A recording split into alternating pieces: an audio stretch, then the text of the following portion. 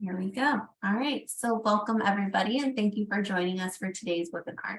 We will be presenting How to Tell Effective Stories with Data by Brian Haggerty today. As usual, just a little housekeeping before we get started. This session is being recorded. At the end of the webinar, I will provide links for accessing the recording in the chat, so please stay tuned. To ensure a high quality recording, all attendees are encouraged to mute your mic. If you have any questions during the presentation, please type them into the chat box in your Zoom control panel. We will get to them at the end of the presentation if time allows, but also if we can answer one or two during the session, we can do that as well. Now, without further ado, Brian, go ahead and take it away. Great. My name is Brian Haggerty. I'm a consultant for CPS HR. I teach the HR analytics class, the class and comp classes, and then I also teach for University of California, Berkeley, and University of Denver here in Colorado. I am a very big advocate about data, and so I'm a little bit of a nerd. So be prepared for that. I'm going to show you some math, but don't panic. It's nothing complex or tricky. Everyone here should be able to accomplish everything that I'm going to show you today. So, because I think it's very important that we as HR professionals in this day and age be able to support what we are advocating with data to make our recommendations even more persuasive. So having said all of that, let's just hop in here. When we talk about turnover has become a big issue since the pandemic. Just for example, in July of 2022, we saw 4.2 million quits in comparison to December of 2019. There was about 3.5 million quits. So that's an increase of 20%. So we all know that people are leaving organizations, and probably our organizations, at very high rates.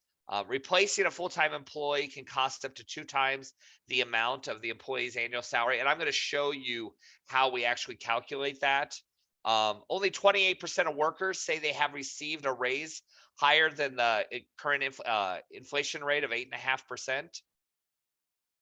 48% of people are leaving their current job and moving to an entirely new industry. They're leaving what they do and they've decided they're going to make things on Etsy, or they're going to become a YouTube streamer, or they're going to deliver food. Who knows, right? But people are jumping around and moving in this very volatile labor market. 16% of workers would consider quitting if asked to work on site full time. 40% of workers quit jobs within the first year of employment. And millennials are twice as likely as boomers to quit their jobs. So we know turnover is a problem, and it's just one of the many problems that we as HR professionals face, because we have a plethora of problems that we're facing, big issues, and we got to figure out how to get people to listen to these things. Turnover is one of them, obviously, but we've got employee issues. We've got less than great supervisors, and that's very kind. Compensation. There's new legislation around benefits, around leaves, around pay transparency, all these things we're dealing with. There's politics in the workplace. I can't remember a time that political dialogue has become so commonplace in the workplace. And we all know that that is not a good thing, right? It's okay to be political, just don't do it at work, because we got other stuff to do. Workforce planning. How are we getting proactive? How are we figuring out where our staffing needs are going to be next year, 3 years from now, 5 years from now? Workers' compensation issues, rising healthcare costs, terminations with clowns, training needs, employee engagement. All these are issues. The one that stands out there is the terminations with clowns. And that's because of what happened back in 2019, right before the pandemic happened. In a software company, Joshua Jack was on a performance improvement plan, and sadly, he had been called in to meet with the supervisor and the HR person. So he was very concerned, very stressed, and he did like what anyone else would do, and that was he brought an emotional support clown to this meeting. And so, unfortunately for Josh, yes, he was being terminated. But luckily, the emotional support clown was there in the meeting and was able to make balloon animals while this was going on, was able to make sad tear faces, when he got the termination notice, and it was obviously a very tricky meeting. And just imagine being the HR professional in that meeting, trying to navigate having a emotional support clown there with them. So the point of the matter is, we have all of these kinds of crazy things that happen in our organizations that we are expected to deal with and deal with effectively, right? And hopefully you're not having emotional clown support showing up all the time, because for goodness sakes, I mean, the good news is you wouldn't need a lot of parking because they can all fit into one car. But regardless, we have issues that we need to deal with, and as HR professionals, we need to figure out how we can find the data to help support and resolve these issues. But before I get too far into some of this stuff, I want to tell you a little bit about myself. I grew up wanting to be a Methodist minister. I came to Colorado actually to go to seminary. But when I was back in college, I was with a choir group, and we were traveling down to Texas on spring break, singing in different churches all the way down. And I remember I was at a family's house in Arkansas, and they had a book on the coffee table, Max Lucado's 6 Hours One Friday. And the guy said, "I've been reading this book. I just finished it. It's really good. You should read it," because he knew I was, religious. So I picked it up and started reading it. And what Max Lucado does, and for those of you that aren't familiar with his writing, he tells stories. He's an epic storyteller. He tells these meaningful, impactful stories and then ties them to scripture because, it's a religious, book. And as a young, person, I immediately gravitated to this whole idea of being able to use storytelling to help me when I was doing public speaking or preaching or whatever it is. How do I weave story into this to make this even more impactful? And that's really what I want us to do, because we all know that stories have power. There are stories that are common to all of us that when I mention, you're immediately going to know exactly what that's about. The boy who cried wolf. We've all heard this story. The hare and the tortoise, right?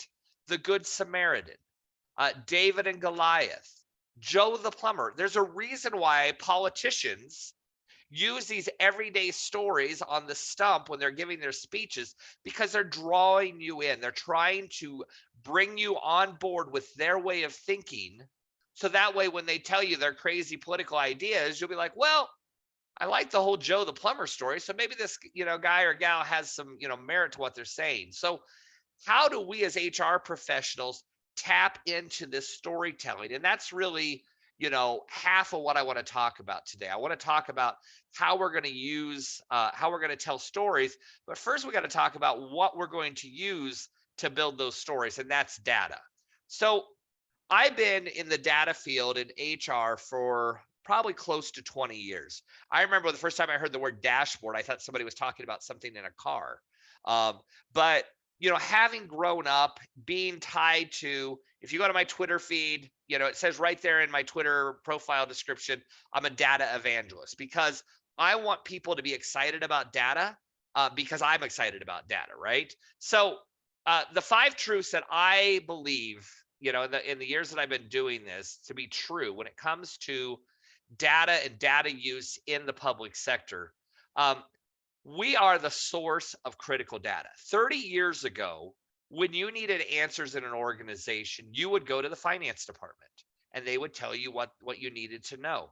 Nowadays, people don't go to the finance department, they come to HR, because we have so much information in our HRIS systems, in our filing cabinets, and employee files. There's so much information that we have that is critical. So we have become this source of knowledge on so many things for our managers, our supervisors, our employees to be able to access and utilize.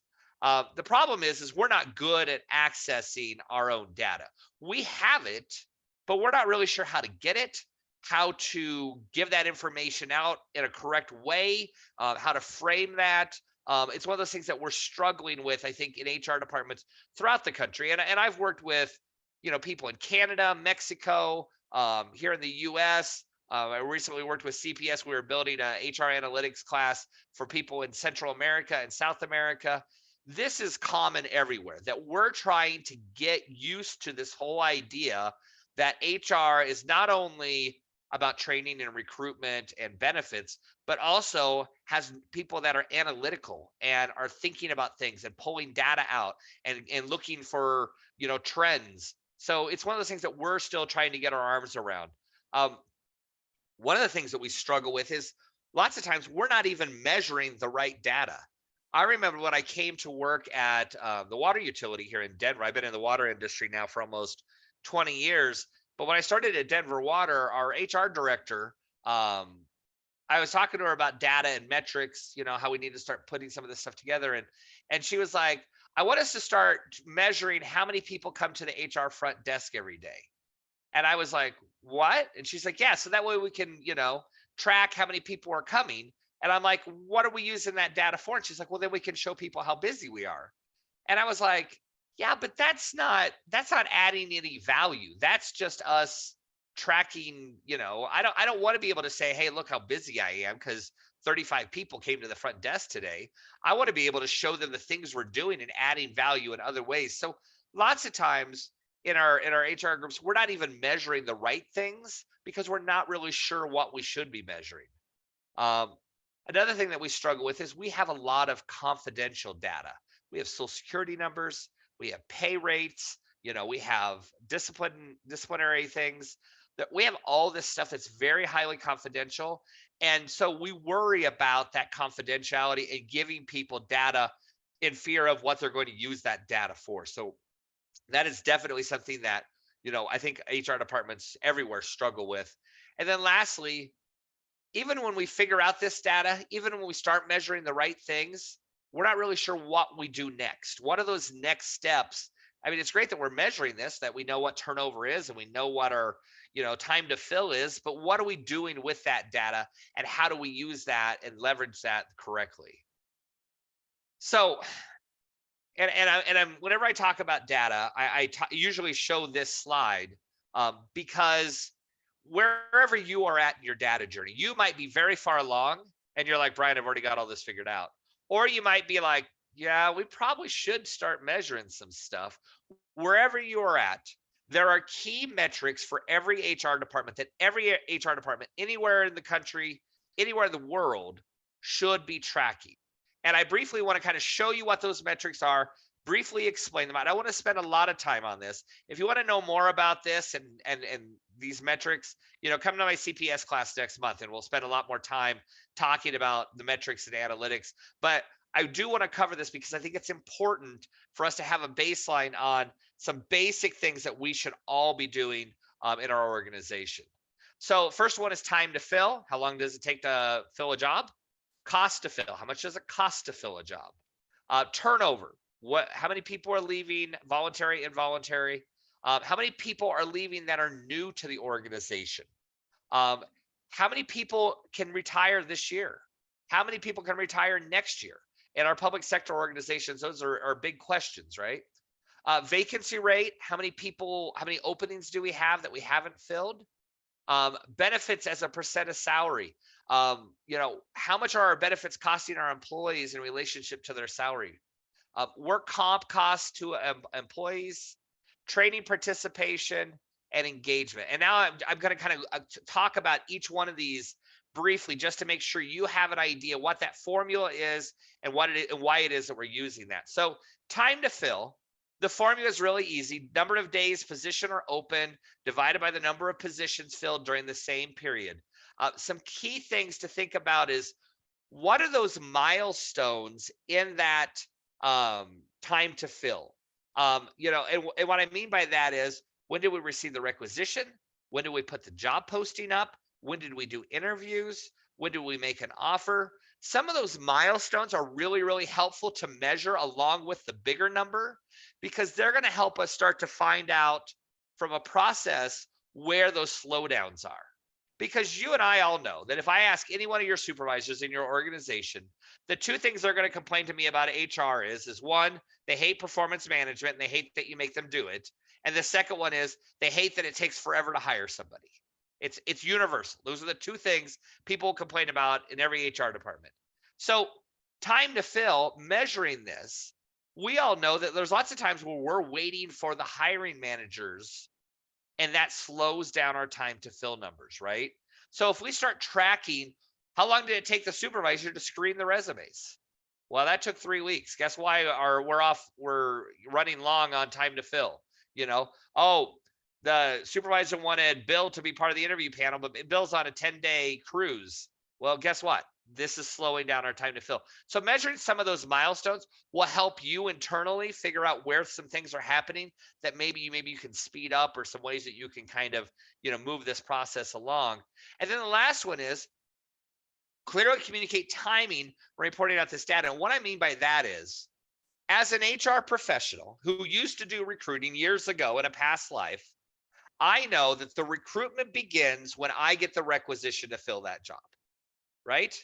And you're all nodding your heads. I can't see it because you have your cameras off, but I know you're all nodding your heads. The hiring manager would tell you that you are wrong. That time to fill began when Karen left the organization. Yeah, it took 2 weeks to get the requisition in, but they've been waiting for an extra 2 weeks. So when you report out your time to fill, you need to be very clear on what you're measuring. We are measuring from when Karen left the organization, or we're measuring from when the requisition came in, to when Bill accepted the offer, or when Bill showed up on his first day, right? So there's some different times there that we can use for time to fill. And it doesn't matter. There's not a right or a wrong. What's important is that we communicate what that number, where that's coming from, so supervisors and managers understand where that number is, what we're measuring. Cost to fill. Recruitment and selection cost divided by the number of new hires. Key here is include things like advertising, interview time, background checks, pre-hire testing, relocation costs. All this goes into that cost to fill number. And I'm going to show you a little bit later on how I measure cost to fill, so that you can kind of see that. Turnover, number of employees exiting during the 12 months divided by the average actual numbers employed during the same period.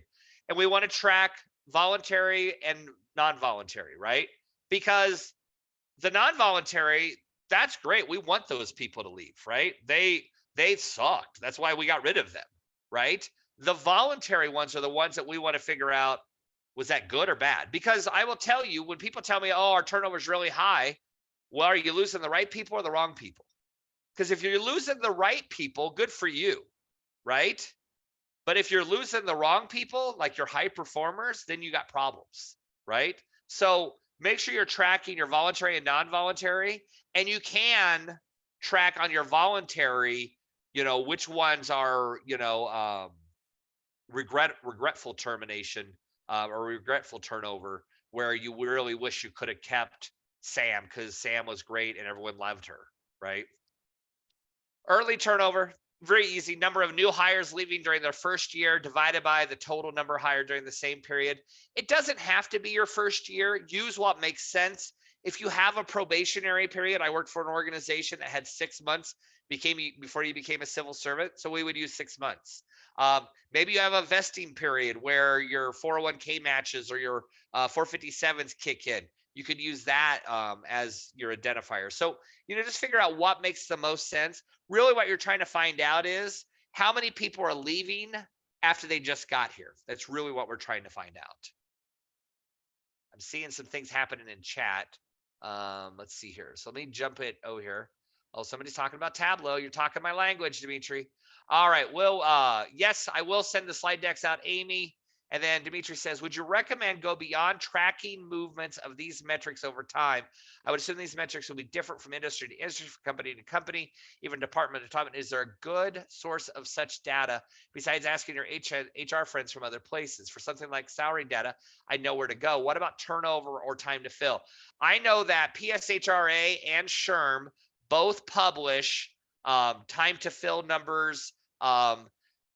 Cost to fill I haven't seen, but time to fill I usually see. Like I remember 10 years ago when I was really involved in the hiring process, SHRM said the average time to fill was 43 business days.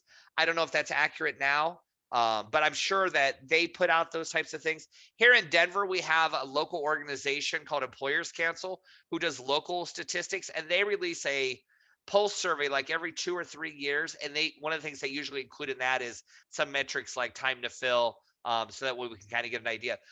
I would say the most important thing is when you're looking at your time to fill metrics and that kind of thing, it's great to know what organizations A, B, and C are doing, but track what you're doing today.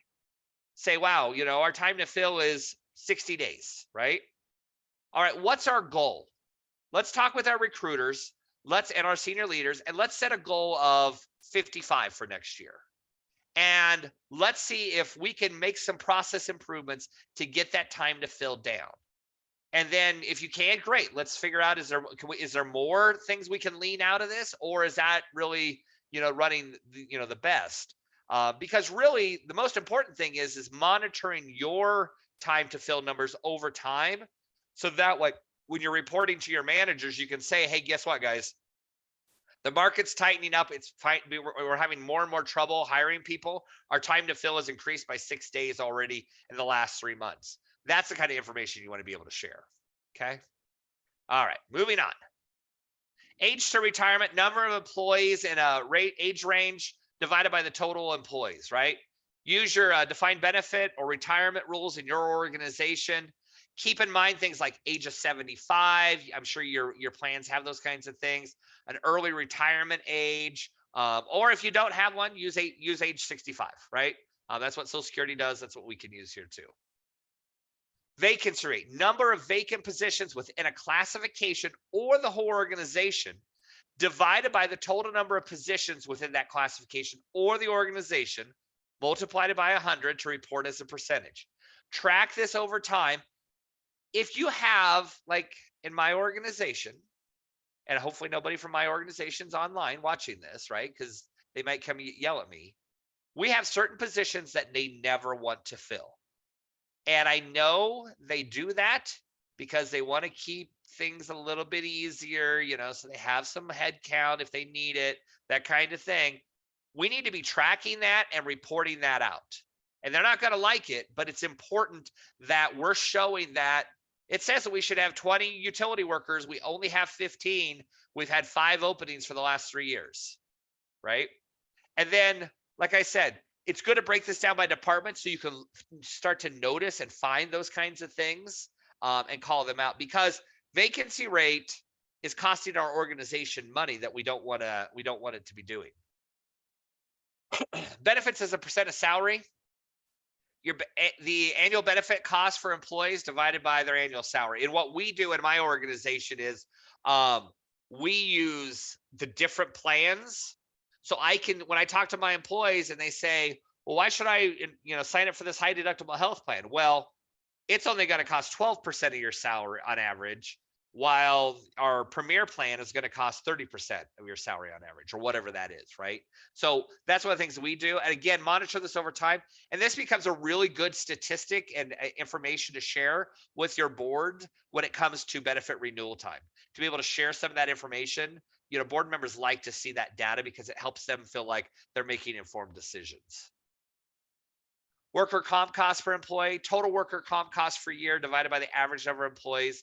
It's an easy way for safety to start to target problem areas where they're having slips and falls, where are their issues at, or why are we having a rise in, these types of accidents? Do we need to do some education?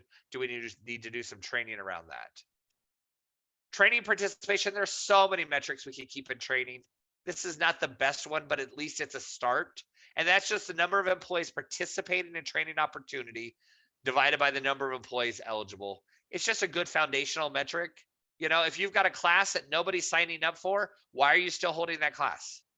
Right? I bet your training people would rather be doing something where they have an audience, because those training people, they love an audience. They think they're superstars, right? Engagement, percent of employees stating engaged with a given aspect of the workplace on surveys or other data collection tools.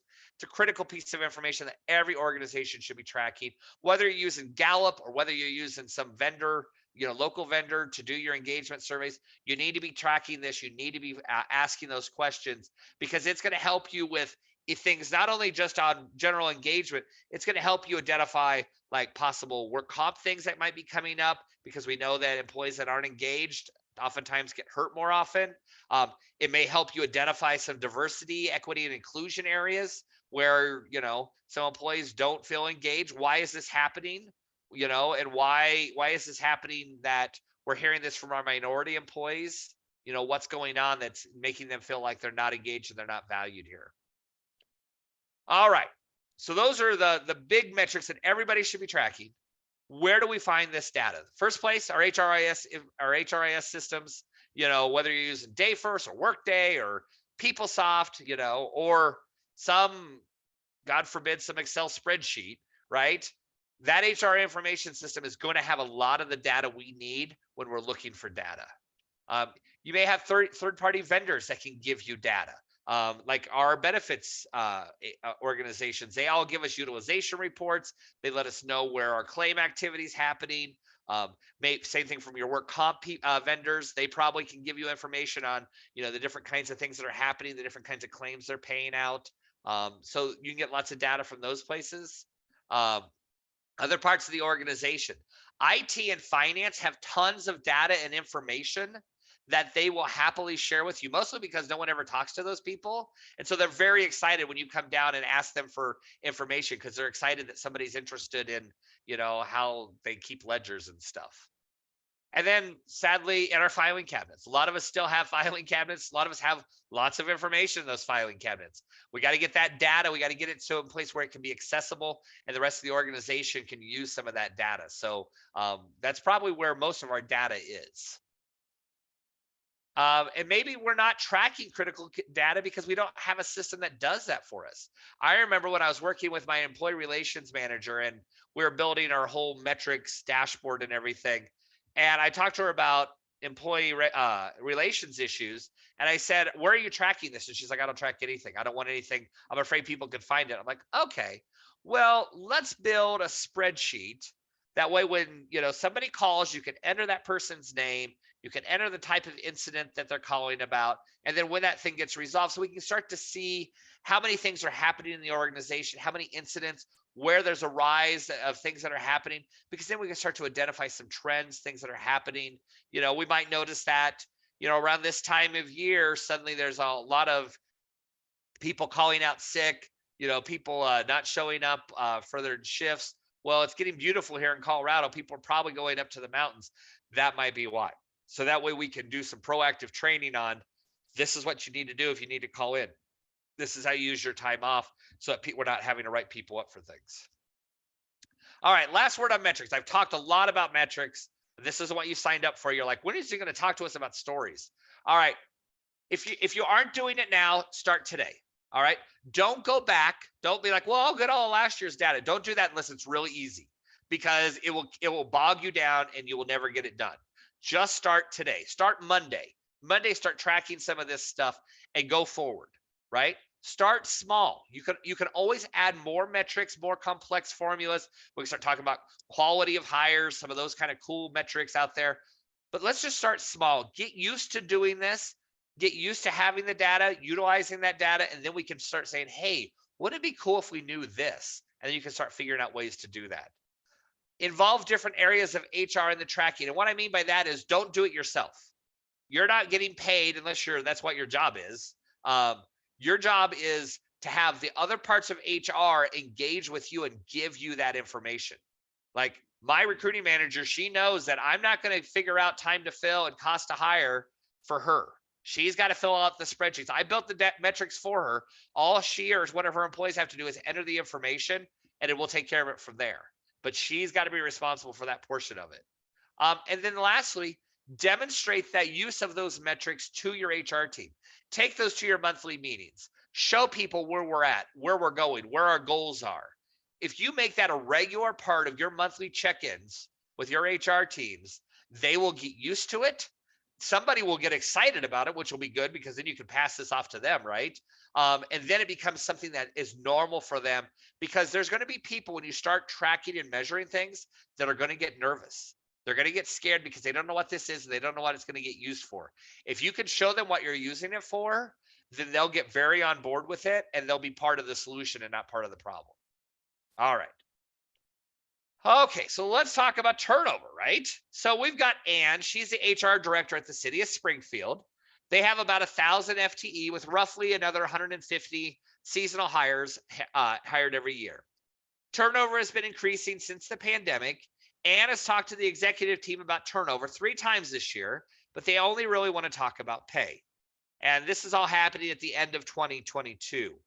So, how do we help Ann tell an effective story that gets the executive team's attention utilizing I'm sorry, I've got you guys are hanging utilizing data and metrics her organization already has. So that's what we're going to do. We're going to show you how Ann's going to put this together, and then I'm going to show you her actual deck and what it looks like. All right, so how do we calculate the cost of turnover? We need to know the benchmark employee costs. We need to know the vacant position coverage cost. We need to know the cost to fill the vacant position. We need to know how much the onboarding and orientation costs are, and the productivity and ramp up costs are. All right, so those are the 5 things we're going to use. So benchmark employee costs.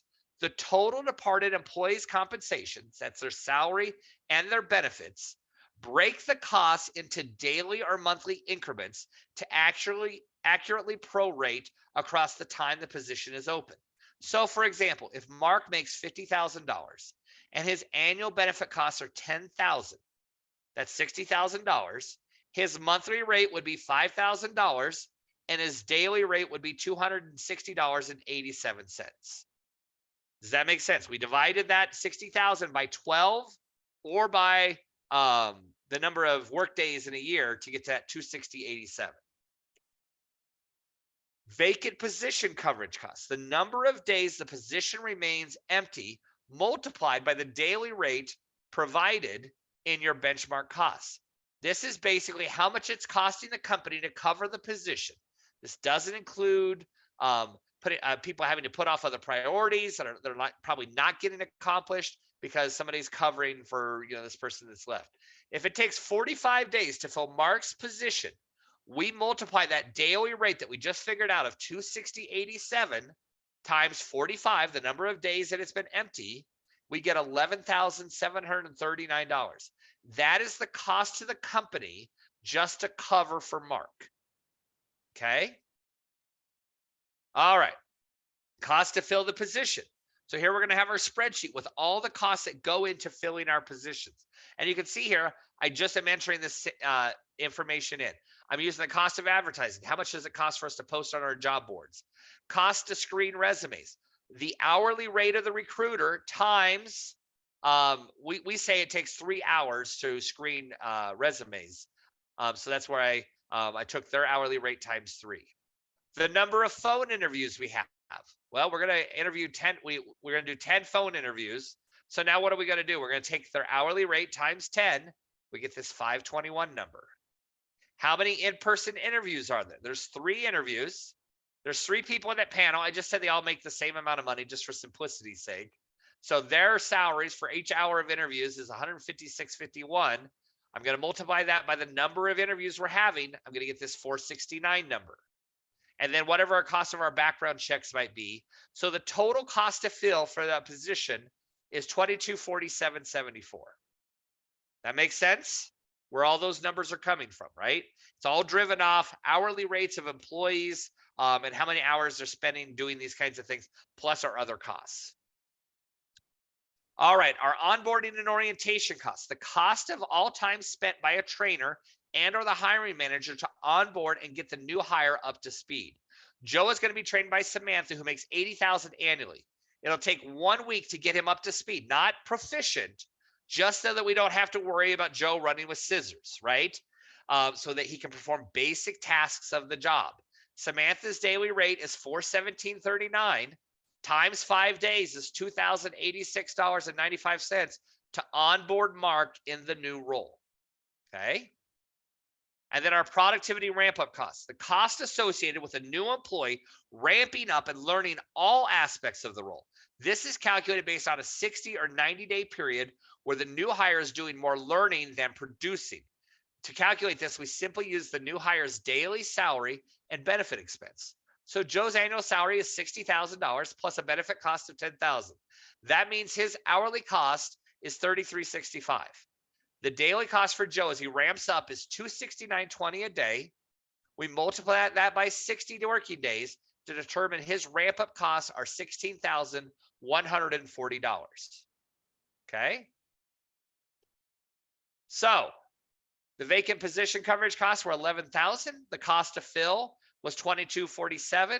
The onboarding costs were $20.86. The productivity ramp up costs were $16,000. Total cost to fill that one job was $32,000 to the organization. I'm missing a number there. All right.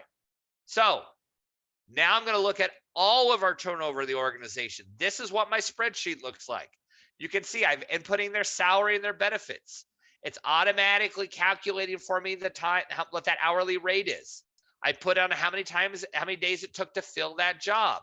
And then all of these information gets driven by those formulas I already saw to show me this number, creating a running total, right? This is all like basic Excel stuff, right? We're just going to input. The only things I have to input is this column here, salary and benefits, and this column here on time to fill. Everything else auto-populates for me. I don't have to spend any brain cells on it, okay? Now looking at our turnover, you can see our turnover rates over the last 6 years here, where it's been. It's been 6%, a little bit of an uptick, and then 2022, it's like almost doubled, right? So obviously we've got a turnover issue happening at the city of Springfield. We look at voluntary turnover, same thing, right? Voluntary has been about the same, and then all of a sudden it doubles. So obviously there's turnovers happening. And then our time to fill metrics. How long is it taking us to fill our jobs? So that way we can get an idea. And you can see that there's an uptick here in 2022 that is definitely higher than most of our years when it comes to filling our jobs. All right, so big picture, 96 voluntary terminations. Average cost of turnover is $14,536. So the total cost of turnover in 2022 is $1.4 million. The 2021 cost of turnover was $600,000.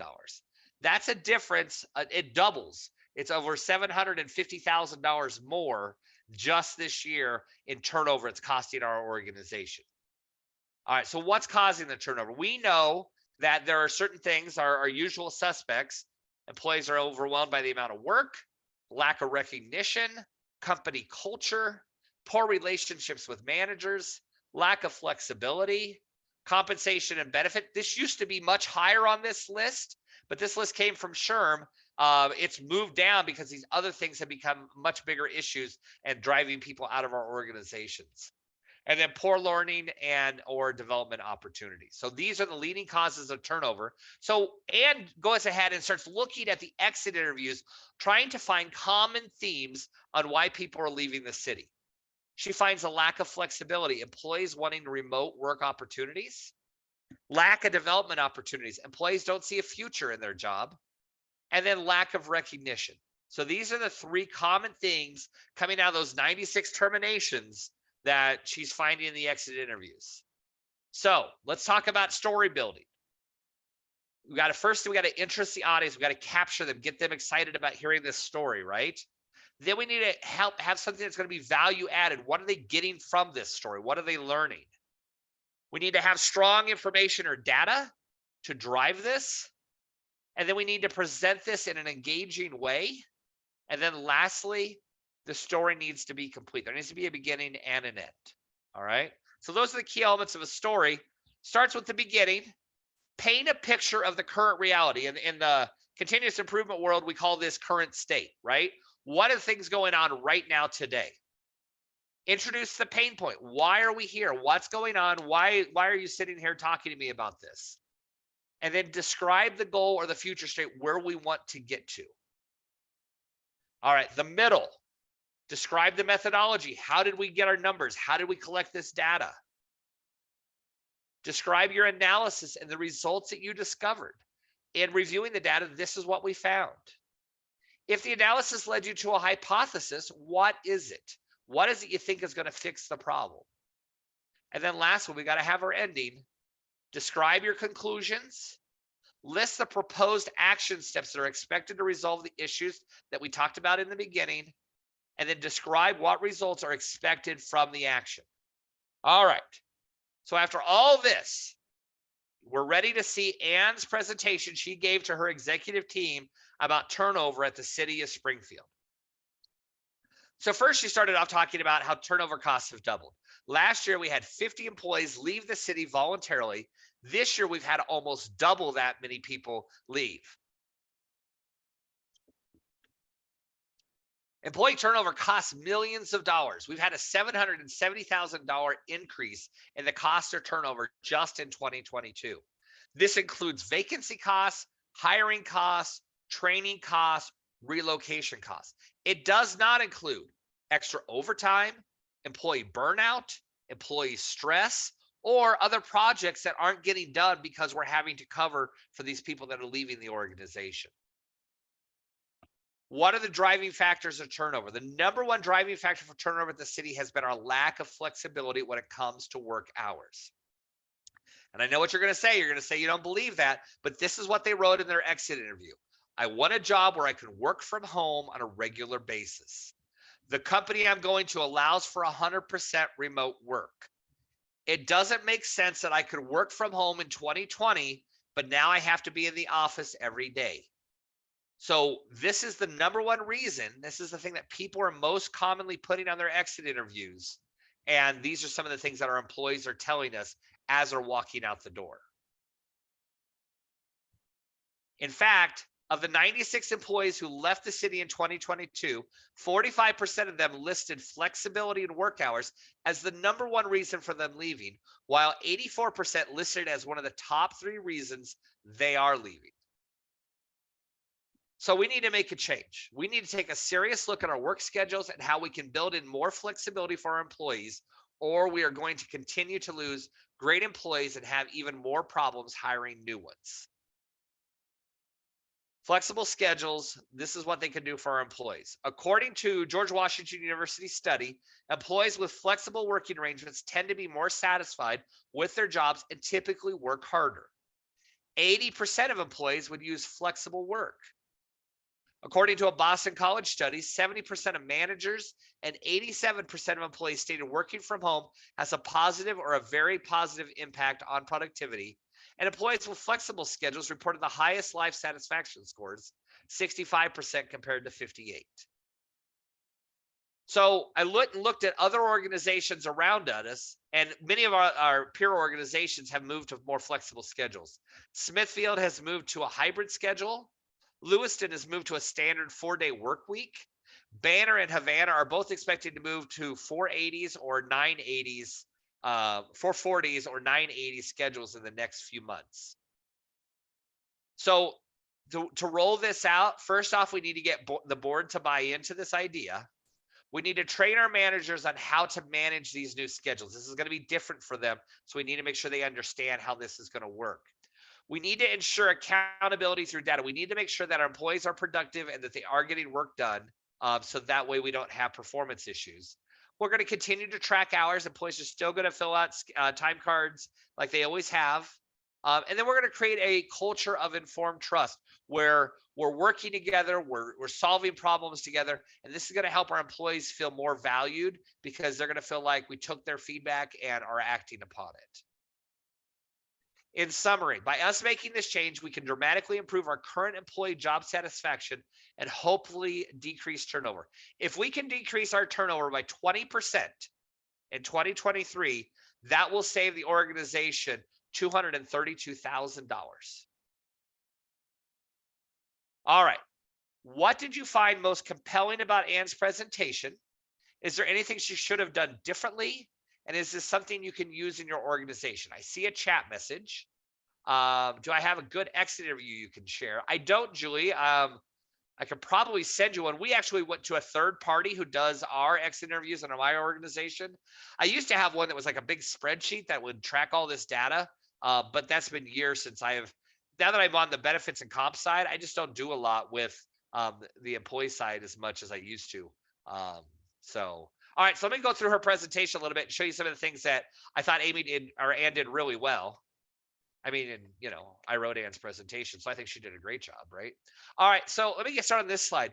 One of the things that anyone who's in learning and development will tell you is when you pair a picture with text, the retention of the information shoots up.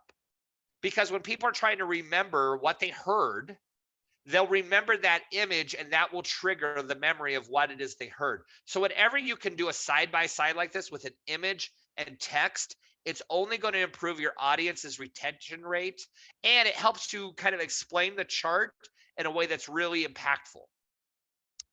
Here we're using the chart and we're drawing our viewers' eyes to what it is we want them to see. Using that that red arrow with the contrast, it draws your viewer in to see exactly what it is you want to see. When you create visualizations, when you create data, right? When we're building dashboards or whatever cool stuff we're going to do, make it easy for people to see what it is you want them to see. It's like I always tell people when they're filming, when they're writing a resume, don't hide the information. Put it up at the very front that they need to know, right? Same thing with your data. Make it easy for your decision makers to see what the decision needs to be made and see the data that's accurate for them. I got a couple more chats. I'm always a bit skeptical about number one reason to leave not being dollars. Can we pay people a bit more and achieve the same cost savings? Possibly. One of the things that I will tell you from a compensation perspective is that you can throw money at people and that might help them reconsider leaving.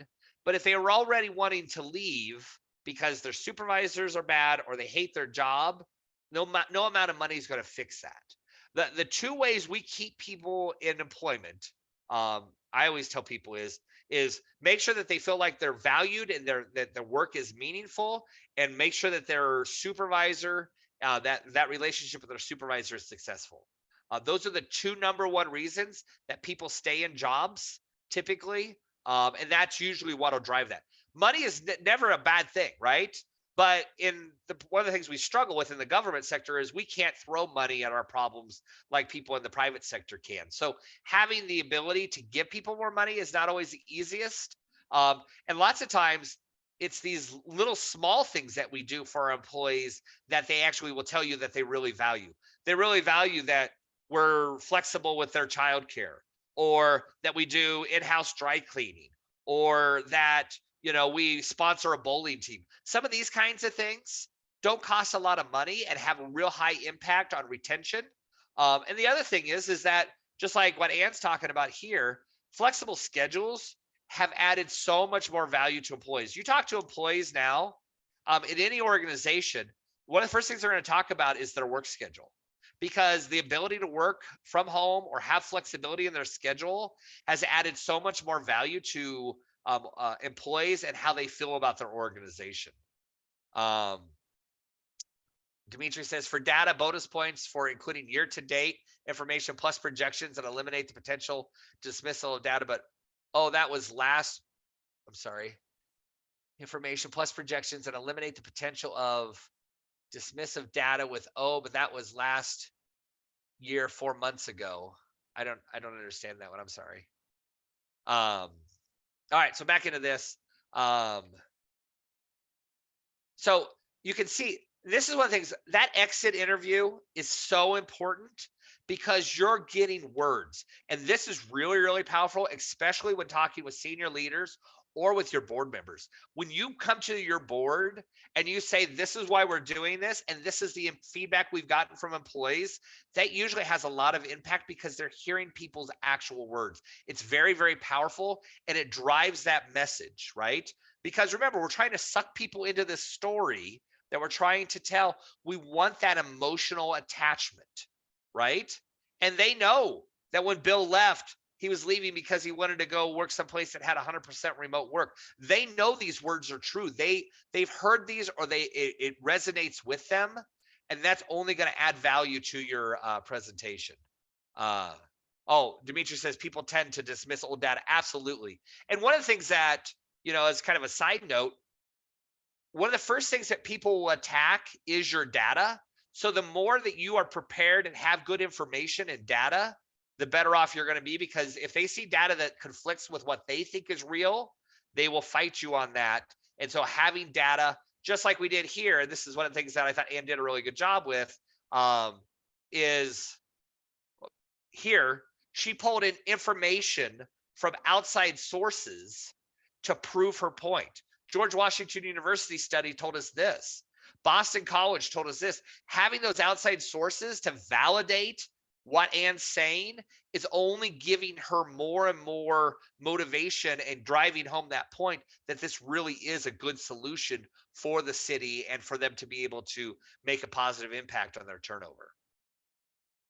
And then using peer organizations, we all know in our public sector organizations, nobody wants to be a trailblazer.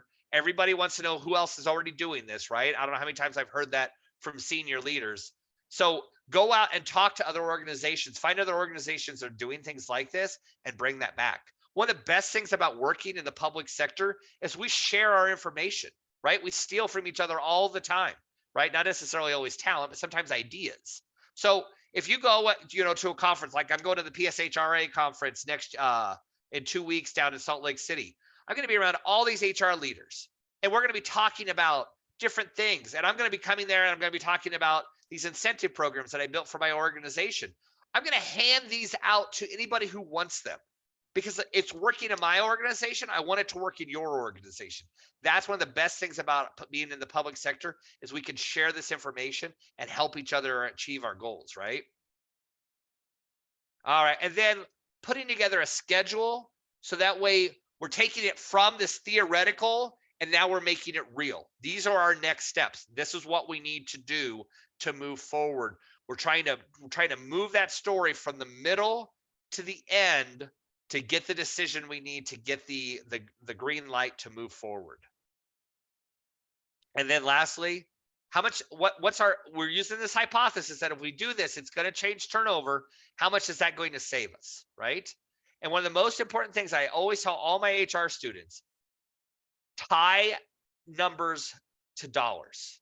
Nobody cares about your turnover rate. Our turnover rate's at 12%. Whoop-de-doo. I'm in the finance department. I don't care about what a percent. I don't know what that means.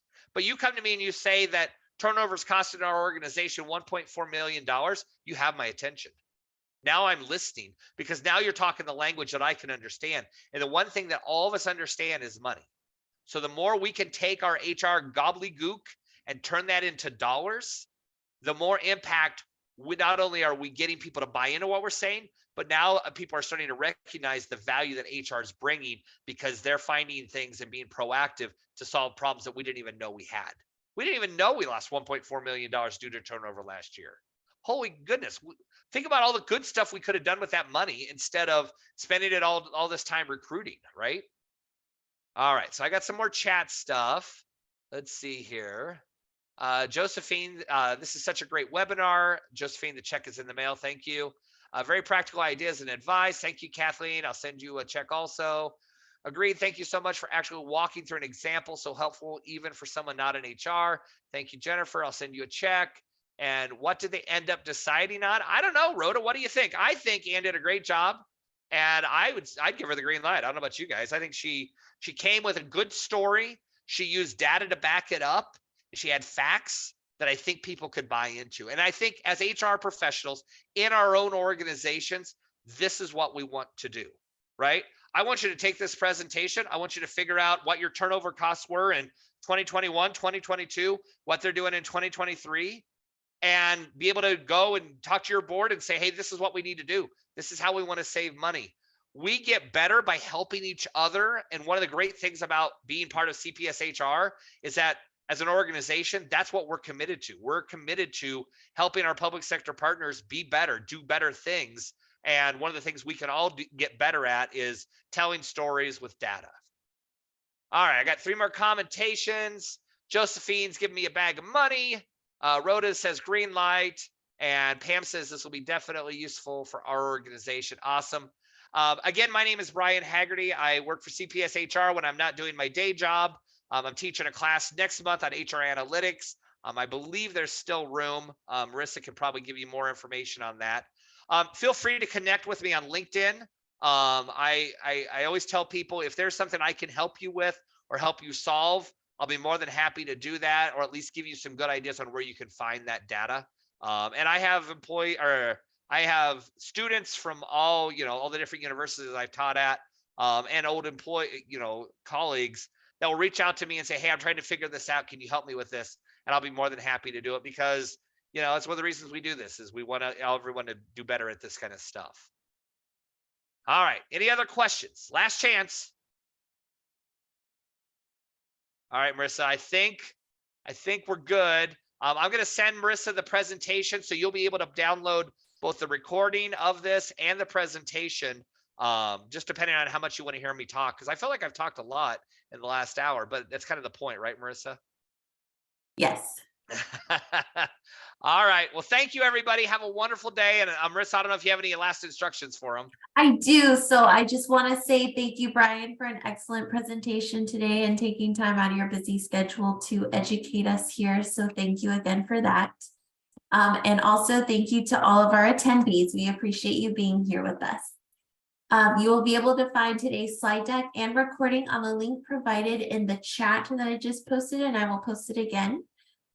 Just note that the recording will be available later this afternoon. I have to upload it to YouTube first, so just hold on. So later this afternoon it will be on. You will also find the link to register to the HR analytics class that Brian mentioned in the chat as well.